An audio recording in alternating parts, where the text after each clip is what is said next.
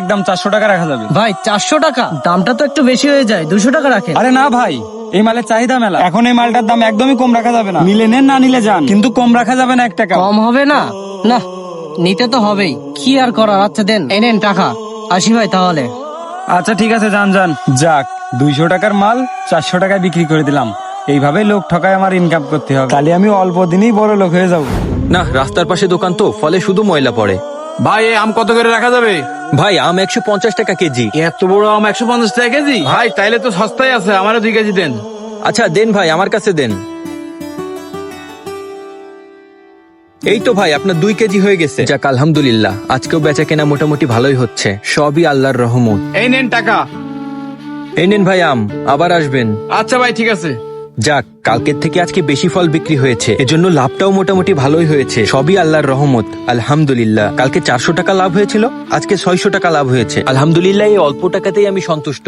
আমার অত বেশি টাকার দরকার নেই, কোন রকম খেয়ে পড়ে বউ বাচ্চা নিয়ে বাঁচতে পারলেই হচ্ছে, বাকিটা আল্লাহ ভরসা। না, মানুষ টাকায় এত টাকা ইনকাম করতেছি, তা মনে শান্তি পাচ্ছি না। টাকা একদিক থেকে ঢুকতেছে আর একদিক থেকে বেড়ে যাচ্ছে, উন্নতির কোনো নাম নিশানা নেই। বেচা কেনা আজ মোটামুটি ভালোই হয়েছে। যাক, দিন থাকতে থাকতে বাজার করে বাসায় চলে যায়, বউ বাচ্চা নিয়ে একটু ঘুরতে বেরোবানে। দোকানে থাকতে আর ভালো লাগতেছে না, দোকান বন্ধ করতে হবে। এই হৃদয় দাঁড়া, কিরে তুই কোথায় যাচ্ছিস? বন্ধু, বেচা কেনা শেষ তো, তাই আজকে তাড়াতাড়ি বাড়ি যাচ্ছি, বউ বাচ্চা নিয়ে আজকে একটু ঘুরতে বেরোবো। বেচা কিনা শেষ মানে? তা তুই কয় টাকা লাভ করলি আজকে? আরে বন্ধু, আজকে 600 টাকা লাভ করেছি। মাত্র 600 টাকা লাভ করে তুই এত খুশি? আমরা তো 6000 টাকা লাভ করেও এত খুশি হয়নি কোনোদিন। হ্যাঁ বন্ধু, তোদের বড় বড় ব্যবসা, বড় বড় ব্যাপার, আমাদের ছোট ব্যবসা হলেও অল্প লাভে আমরা খুশি হয়ে যাই বন্ধু। তা তোর কি অবস্থা বল?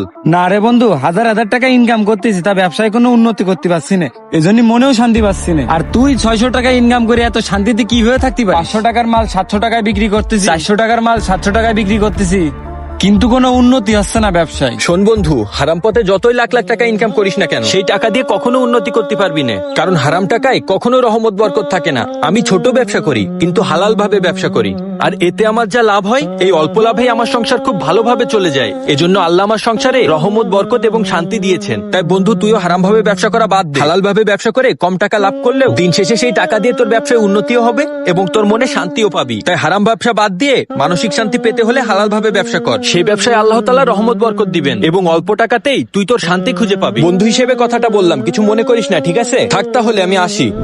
সৎভাবে ব্যবসা করলে আর যাই হোক, দিন শেষে একটা মানসিক শান্তি খুঁজে পাওয়া যায়, আর সেই লাভের টাকায় অনেক বরকত থাকে, আর স্বল্প লাভেও ব্যবসায় অনেক উন্নতি হয়। কিন্তু মানুষকে ঠকিয়ে লাখ লাখ টাকা ইনকাম করলেও সেই টাকায় কখনোই মানসিক শান্তি পাবেন না। এজন্য মানসিক শান্তি এবং ব্যবসায় রহমত বরকত চাইলে হালাল ভাবে ব্যবসা করুন।